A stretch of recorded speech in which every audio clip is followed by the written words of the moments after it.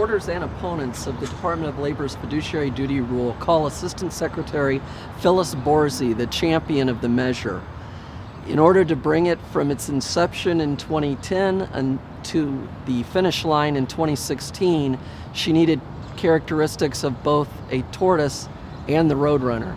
My grandmother called me the tortoise. And she called me the tortoise because of all of her grandchildren. I was the eldest, but I was the most patient. And I waited and plotted and was strategic.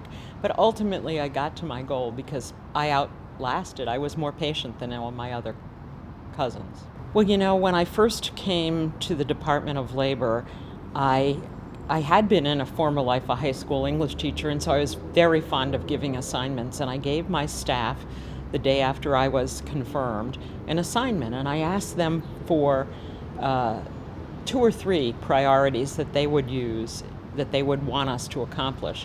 And almost unanimously, this dealing with the definition of who is a fiduciary and conflicts of interest was their number one choice. And it was because they had seen so much evidence in the cases that we had brought or failed to bring about people who relied on advice, who trusted people to give them advice, and then who wound up it not being good advice, and they suffered losses. This has been a long journey. I think it's probably taken longer than I thought it was going to take, but I was absolutely committed to having an open process and to get it right. And so if we needed, as we did, to pull back on the rule in 2011 and begin again, it was more important to me to get it right than to do it on any artificial time frame.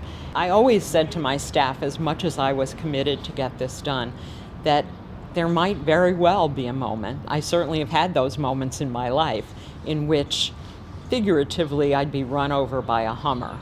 But I was like the roadrunner, because being run over by the Hummer didn't stop me. I would pop right up and keep right going, and if I needed to make compromises, I would do it, because I need to get to the goal. And here the goal was fairness for the American people. Here the goal was to make sure that people who get investment advice can trust that advice and that the advice is delivered in their best interest. And that was more important than anything else. My own financial advisor, it took me a while to figure out whether this person was a fiduciary or not. It turns out that he's not a fiduciary, so I will be looking for a financial advisor who is a fiduciary. But the wonderful thing about this rule is that every consumer won't now have to go through this, is the person a fiduciary, is the person not a fiduciary, because giving investment advice now, the prerequisite is that you have to put your customers' best interests first, and you have to be a fiduciary.